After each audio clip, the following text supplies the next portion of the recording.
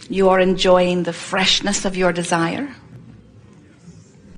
Those are the only desires that feel good, aren't they? The fresh ones. Those old stale desires don't feel so good, do they? And when you think about it, there's never a reason for a desire to hang around in unfulfilled form so long that it gets stale. Because when you ask, it's always given. So if you have stale desires, what's up with that? We understand how when some smart aleck dead entity like Abraham would say, are you appreciating the contrast of your time and place? And don't you just love those desires that are being born out of it? We can understand how sometimes you would not want to give us a resounding yes. When you ask, it is always given. Step 1, ask. It always being given is a step 2 part. In other words, that's not your work.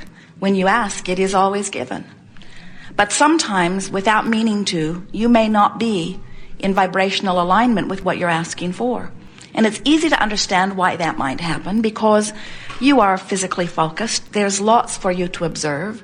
And as you look into your environment and you see those things, you cannot help but notice them as they are. And as you notice them as they are, you achieve further vibrational alignment with them. And as you achieve further vibrational alignment with them, you continue to offer more vibration about them. And as you offer more vibration about them, you continue to get more of it. In other words, we understand how, without meaning to, you might be achieving vibrational alignment with what is, even though what is not exactly what you want. Think about it. So, if you're giving all of your attention to what is, and some of what is pleases you, then you're getting more of that. But some of what is doesn't please you, then you're getting more of that. And then you say, Abraham, why do you keep harassing us by telling us that when we ask it is always given? Because that can't be true. Where's my stuff? There are all kinds of things that I'm asking for that is not apparently being given because I'm not finding it in my experience. And we say, it being given and you letting it in are two different things.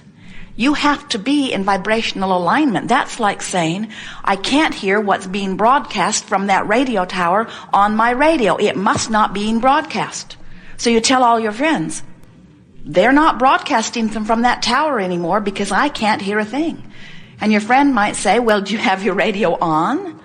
Do you have your tuner set to the same frequency? Because if you are not set to the same frequency of the broadcast tower, you're not going to be receiving what's being broadcast. And the same thing is true of anything that you are asking for.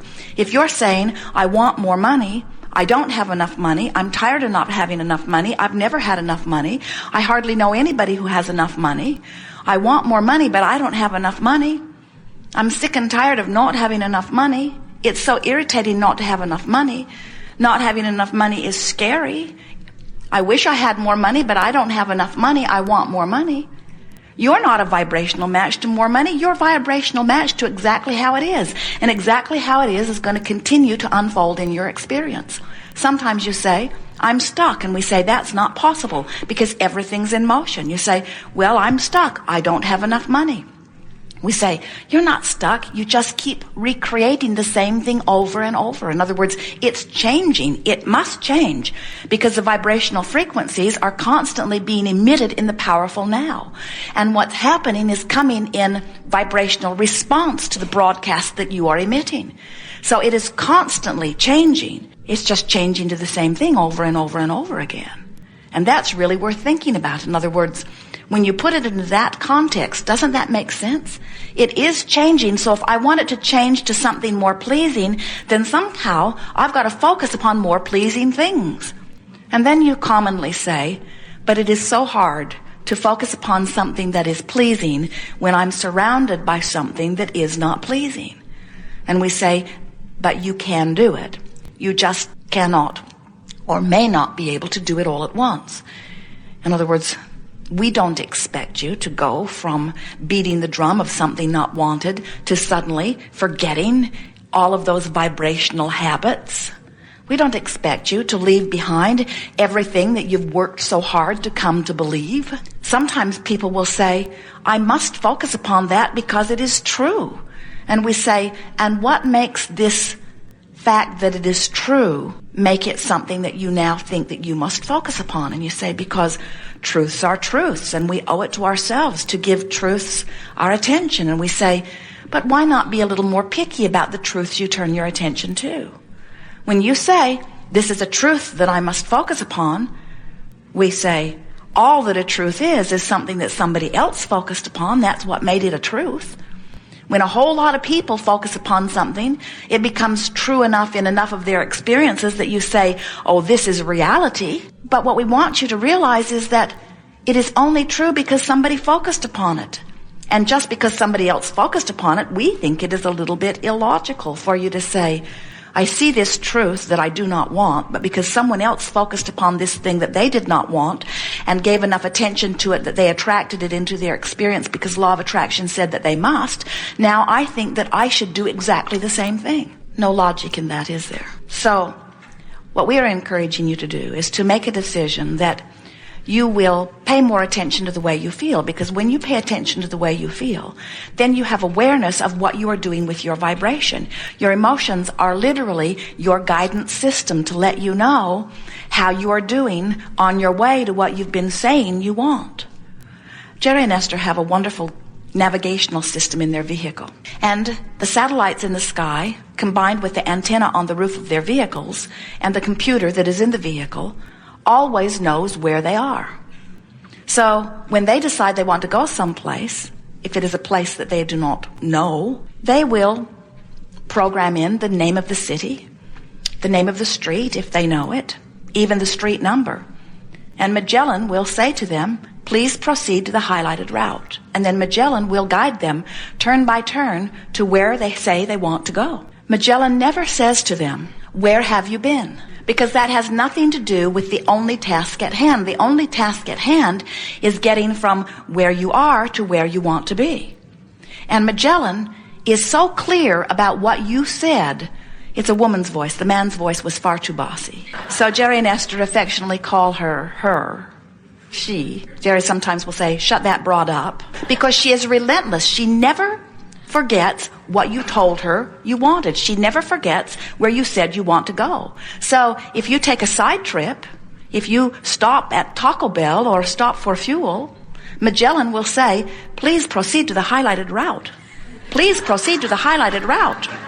Please proceed to the highlighted route. Please proceed to the highlighted route. She does not become more agitated. She does not get louder, but she insistently continues to say, please proceed to the highlighted route.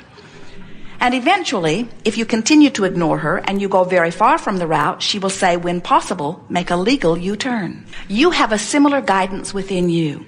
It comes to you in the form of your emotions. And when you pay attention to the way you can feel when you are upon your highlighted route. You can feel when you are in alignment with that which you are saying you're wanting. And you can also feel when you are not. It is exactly the same sort of guidance. So as you are paying attention to the way you feel, you are then able to, by reaching for thoughts that continue to make you feel better, you are able to keep yourself in vibrational alignment with that which you are saying you're wanting. The best words that we've ever heard offered in your physical environment were coined by Joseph Campbell when he said, follow your bliss. That's the key to success in all things. Absolutely true. But you don't have access to the feeling of bliss from your feeling of despair. The vibrational difference is too great, any more than you could set your tuner to 98.6 FM and hear what's being broadcast on 6:30 AM. In other words, there are different vibrational frequencies you're not going to hear. So when you say, well, if I cannot follow my bliss, what hope is there for me? We say, well, follow the trail of bliss. And the first step from depression along the trail of bliss may very well be for you anger. You say, well, that's doable. And isn't it? Can't you feel it? Have you ever been in a place of depression where you couldn't get a breath of air? And then you thought of something that made you angry, and didn't it feel better? You gotta admit that anger feels a whole lot better than that depression, just like blame feels better than guilt. It does, doesn't it? Blame feels a lot better than guilt. There is so much more disempowerment in guilt. There is so much more loss of the feeling of freedom in guilt. So, if you were, as most of you are, as you come to these gatherings, usually vibrating somewhere between frustration and overwhelmment and joy. In other words, that's usually where your emotional set point is. Different depending on the issue that you're focused upon, but usually in the upper registries. We would not counsel you into anger from your feeling of frustration. That's going the wrong way. But if you are in despair, we will root for the breath of fresh air that anger would bring you. And the reason that we would coach you into anger is because we know that in that anger, you're going to feel some relief, and in that relief, you're going to have moved your point of attraction. It will have shifted a little bit. In other words, you're not as stuck in disallowing the well-being that you've been asking for as you were in your despair. Now, we would never say, just go to anger and stay there, because from anger, you can easily get to frustration, and frustration is a big difference in feeling from anger. So, are you getting the sense of this? What you're reaching for as you are moving up the emotional scale. What you're reaching for is the feeling of relief as you leave the resistance behind. So there is relief in anger. You know there is. And there is relief in frustration. You know there is. And there is relief in hopefulness. And then there's relief in belief. And there's absolute relief in knowing. In other words, you can feel when you release resistance, which is the only thing that is keeping any of you from what you are really wanting. You are pure, positive energy beings. You are God force in physical form. You are extensions of source energy, and life is supposed to be good for you. You are creators that flow the energy that creates worlds, and you are standing on the leading edge of thought. It is supposed to feel good for you. Life is supposed to be good to you. And when it isn't, it is only for one reason. You have picked up a habit of thought, and you've practiced the beating of that drum long enough that you have established it as a vibrational habit. And as you continue to feel that vibrational habit, unless you do something to change the way you feel, law of attraction is going to continue to bring you stuff that feels like that.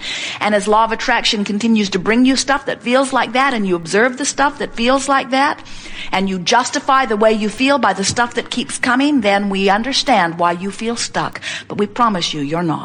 You just got a cadence going that you need to shift a little. We've noticed that sometimes very powerful, very good teachers who are counselors might not understand the power that you give yourself when you find something that feels a little better to you. Most people worry when you go from depression to anger.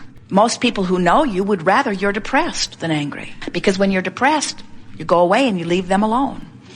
And when you're angry, you're in their face. You're hard to be with. But you must reach the place, if you are going to listen to the guidance system that is within you, and it is what the art of allowing really is about. The art of finding thoughts that cause me to allow my connection with Source, that allow the well-being that I've identified to flow to me. So, when someone says to you, you should not be angry, just say to them, maybe not, but I am, and I'm glad I am. You should feel how bad I felt before I got mad. This anger is a big improvement for me. And if you don't like it, go someplace else. I won't be here forever. But right now, it's what I'm choosing, and it feels good to me. Now, here's the power in this, and this is what we really want you to hear. Now, we're really not big encouragers of running around and telling people you're angry, because they will disagree with the appropriateness of it, and they will try to talk you out of it, and then you will just end up angrier, more depressed. In other words, we see so many. You're depressed, maybe. Some of you have never felt that. Most of you have at some point or other. When you really, really, really want something and you really, really, really can't figure out how to get to it, it really, really, really feels awful. And the more important something is to you, then the more awful it feels when you feel powerless to do something about it. So if you are in that place where you are feeling some depression, and you find the life-giving breath of air that delicious anger brings you, and you stop in the middle of it and you do this, which is essential. You say, I chose this angry thought on purpose. Now, you don't have to choose the angry thought on purpose. You will be guided to it. In other words, you're guided from within to the thought that will give you more relief. You are guided there all the time from within. So the angry thought sometimes is just a knee-jerk response. But when you do it on purpose and you stop and say, I have chosen this thought because it feels better, can you feel the most important thing that has happened at the same time?